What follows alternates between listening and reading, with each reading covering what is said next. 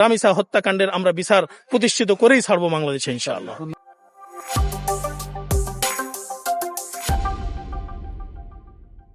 আসলে আজকে আমরা ভরাক্রান্ত হৃদয় নিয়ে এখানে মাঠে নামতে হলো।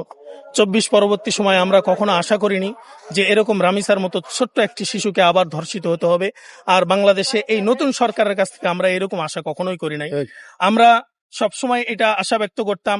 তিনি লন্ডন থেকে এসে সর্বপ্রথম যে জনসভা করেছিলেন আমাদের মাননীয়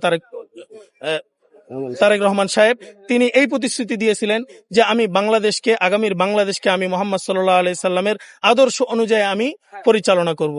আমরা দেখতেছি 3 মাস পার হয়ে গেল, এখনো পর্যন্ত তিনি কিন্তু মোহাম্মদ সাল্লাল্লাহু আলাইহি সাল্লামের আদর্শ অনুযায়ী দেশকে পরিচালনা করতে পারেননি, ব্যর্থ হয়েছেন। তারপরেও আমরা সহযোগিতার আশ্বাস দিচ্ছি।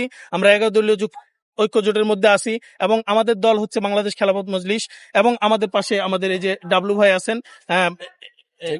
এলডিবির রাজশাহী মহানগরের উনি সেক্রেটারি হিসেবে আছেন, ওনার কাছ থেকে আপনারা সাক্ষাৎকার নিতে পারেন। এবং আমরা আমাদের যে স্পষ্ট ভাষা, আমাদের যে স্পষ্ট বার্তা, সেটা হলো যে আগামীতে যাতে করে রামিসার মতো আর কাউকে হত্যার শিকার না হতে হয়, আর যাতে করে কাউকে ধর্ষণের শিকার না হতে হয়, এজন্য আমরা উদাত্ত আহ্বান জানাবো প্রধানমন্ত্রীর কাছে। এবং পাশাপাশি প্রধানমন্ত্রীর সঙ্গে যারা সংশ্লিষ্ট যে সমস্ত মন্ত্রী পরিষদ আছে, তাদের লাগাম আসলে দিন দিন স্বৈরাচারের মতো হয়ে যাচ্ছে। আমরা এজন্য প্রধানমন্ত্রীকে সতর্ক করে বলতে চাই যে আপনার মন্ত্রিসভাকে আপনি লাগাম ধরে রাখুন এবং তাদেরকে আপনি সতর্ক করুন। কারণ বাংলাদেশের জনগণ রক্ত দিতে জানে, বাংলাদেশের জনগণ স্বাধীন করতে জানে, বাংলাদেশের জনগণ 24-এ দেখাই দিছে যে আমরা কোনো স্বৈরাচারকে আমরা বাংলাদেশে প্রতিষ্ঠিত হতে দেব না। তাই বাংলাদেশে বর্তমান যারা সরকার আছে তারা যাতে করে সামনে স্বৈরাচার না হয়, এজন্য আমাদের পক্ষ থেকে, বিরোধী দলের পক্ষ থেকে সর্বোচ্চ আমাদের সহযোগিতা থাকবে। এজন্য তাদের শুভবুদ্ধির উদয় হোক।